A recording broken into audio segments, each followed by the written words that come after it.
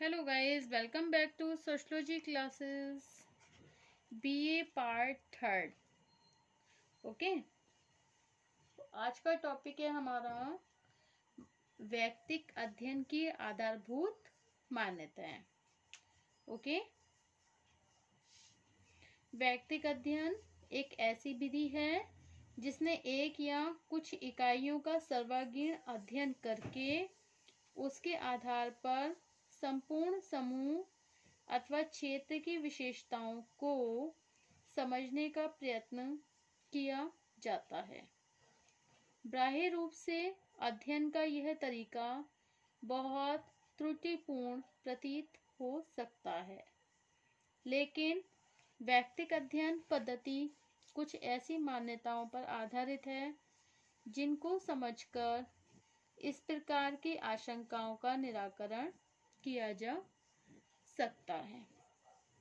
Okay, number 1 point है मानव व्यवहार की मौलिक एकता। Okay, underlying unity of human behaviours.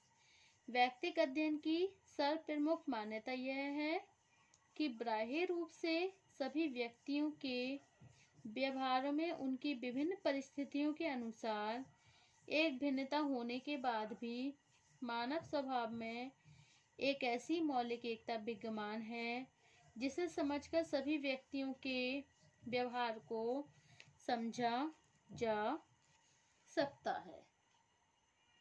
Okay,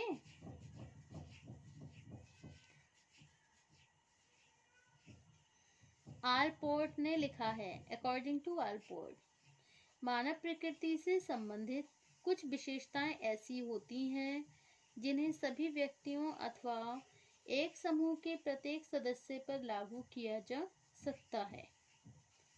इसका तात्पर्य यह है कि वैयक्तिक अध्ययन के द्वारा यदि किसी विशेष व्यक्ति, समूह, संस्था अथवा समुदाय की प्रकृति को ज्ञात कर लिया जाए तो उसकी सहायता से उस वर्ग से संबंधित सभी इकाइयों की प्रकृति को समझा जा सकता है।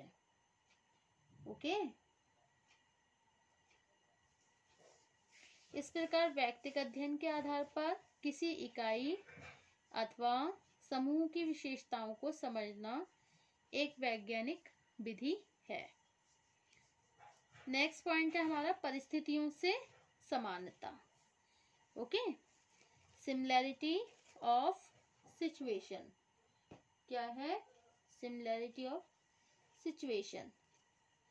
प्रत्येक मानव व्यवहार कुछ विशेष परिस्थितियों से प्रभावित होता है। यह परिस्थितियां विभिन्न स्थानों पर विभिन्न अवधियों में भी लगभग एक समान ही पाई जाती हैं। वैयक्तिक अध्ययन इसी मान्यता पर आधारित है कि यदि एक विशेष परिस्थिति के अंतर्गत किसी व्यक्ति अथवा समूह के व्यवहार को ज्ञात कर लिया जाए तो उस परिस्थिति में अन्य व्यक्ति और समूह भी उस प्रकार का व्यवहार करते हुए पाए जाएंगे। वास्तव में परिस्थितियों की पुनरावृत्ति होती रहती है। एक परिस्थिति जब कुछ समय बाद लगभग पुनः उसी के रूप में उत्पन्न होती है तो सरलता से उसके अंतर्गत होने वाले मानव व्यवहारों का अनुमान लगाया जा सकता है। ओके, अब नेक्स्ट है आपका नेक्स्ट टॉपिक है समय तत्व का प्रभाव, impact of time element. Okay, वैयक्तिक अध्ययन की तीसरी मान्यता यह है कि मानवीय क्रियाओं और व्यवहारों पर समय तत्व का प्रभाव अनिवार्य रूप से पड़ता है। इसका तात्पर्य यह है जो घटना आज घटित हो रही है उसका बीजारोपण आज से काफी समय पहले किसी न किसी कारक के प्रभाव से हो चुका होता है। Okay, according to Goode and Hatt, it is an approach which view any social units as a whole. Okay, Alport quoted by Wilkinson, Methodology and Technique of Social Research.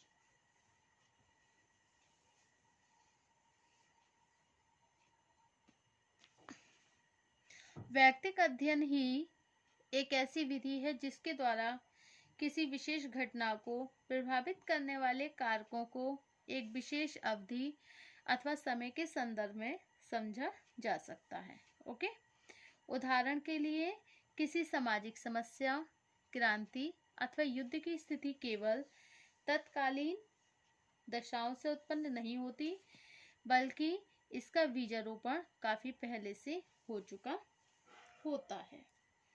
Okay, अब नेक्स्ट पॉइंट है आपका सर्वागीण अध्ययन की बात।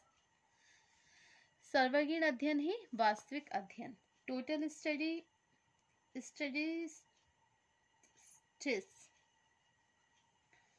Total study is the real study. Okay, total study is the real study, सर्वागीण अध्ययन ही वास्तविक अध्ययन। ओके, वैयक्तिक अध्ययन ही एक अन्य मान्यता यह है, वैयक्तिक अध्ययन जो होता है तो वैयक्तिक अध्ययन की एक अन्य मान्यता यह भी है कि किसी सामाजिक इकाई का सम्यक वैयक्तिक अध्ययन ही एक ऐसी विधि है जिसके द्वारा किसी विशेष घटना को प्रभावित करने वाले कारकों को एक विशेष अवधि अथवा समय के संदर्भ में समझा जा सकता है। ओके, उदाहरण के लिए किसी सामाजिक समस्या, क्रांति अथवा युद्ध की स्थिति केवल तात्कालिक दशाओं से उत्पन्न नहीं होती, बल्कि इसका बीजारोपण काफी पहले से हो चुका होता है। ओके, नेक्स्ट क्या है, total study is the real study. वैयक्तिक अध्ययन की एक अन्य मान्यता यह है कि किसी सामाजिक इकाई का सम्यक अध्ययन उसके किसी एक या दो पहलुओं के आधार पर नहीं, बल्कि उसे सर्वागीण रूप में देखकर ही किया जा सकता है। दूसरे शब्दों से बहुत सी इकाइयों के एक या दो पक्षों का अध्ययन करने से यह अधिक अच्छा है कि एक या कुछ इकाइयों के सभी पहलुओं का अध्ययन करके निष्कर्ष प्रस्तुत किया जाए। ओके, अब नेक्स्ट है आपका मानव व्यवहारों का अवलोकन संभव है। Human behaviour is not observable. Okay, observable. वैयक्तिक अध्ययन इस मान्यता को लेकर चलता है। वैयक्तिक अध्ययन इस मान्यता को लेकर चलता है कि मानवीय व्यवहार और क्रियाएं इतनी जटिल होती हैं कि केवल अवलोकन अथवा साक्षात्कार के द्वारा ही उनका समुचित अध्ययन नहीं किया जा सकता। किसी सामाजिक इकाई के व्यवहारों, मनोवृत्तियों तथा क्रियाओं को समझने के लिए उसका वैयक्तिक और संपूर्ण अध्ययन करना आवश्यक है। ओके, इसी प्रकार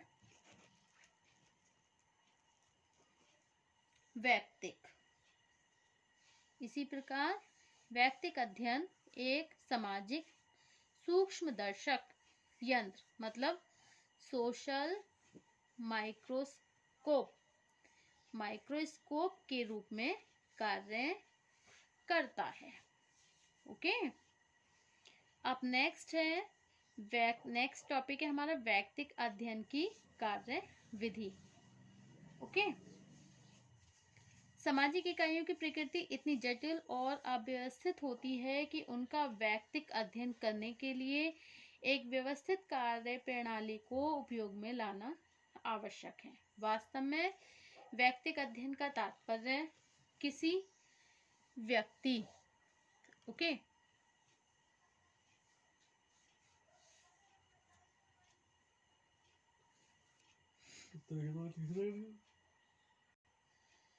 किसी व्यक्ति अथवा समूह के जीवन से संबंधित घटनाओं का संकलन कर लेना मात्र नहीं होता, बल्कि इसका संबंध व्यक्तिगत सूचनाओं अथवा विशेषताओं का सैद्धांतिक और व्यवहारिक परिवेश में इस प्रकार अध्ययन करना है जिससे एक विशेष सामाजिक संरचना तथा समूह की मौलिक विशेषताओं को समझा जा सके। इस दृष्टिकोण से यह आवश्यक है कि उन प्रमुख चरणों अथवा सोपानों को संक्षेप में समझा जाए जिनकी सहायता से व्यक्तिक अध्ययन प्रणाली का व्यवस्थित रूप से उपयोग किया जा सकता है। ओके, अब नेक्स्ट है आपका समस्या के पक्षों का निर्धारण। नंबर 1 पॉइंट है इसमें समस्या के पक्षों का निर्धारण। Okay, determination of the aspect of problem. Okay, second point है इसमें समस्या का चुनाव। एंड नंबर 3 पॉइंट है इकाइयों का निर्धारण। ओके, अब है नेक्स्ट इकाइयों की संख्या का निर्धारण।